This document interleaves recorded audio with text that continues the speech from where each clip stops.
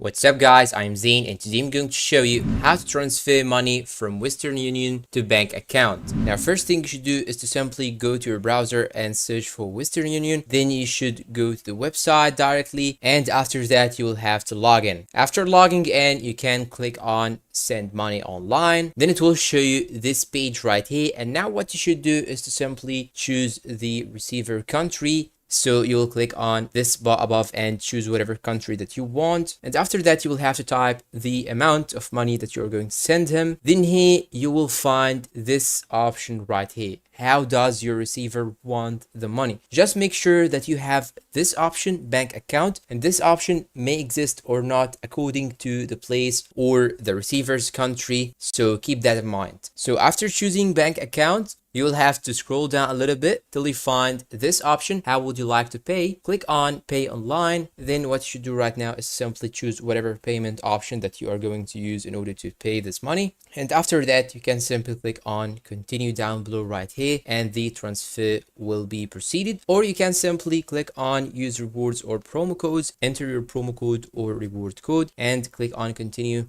And that is it. This is how simple it is. If you find this video helpful guys, please don't forget to support us with like, subscribe, comment, share, and see you in a new video.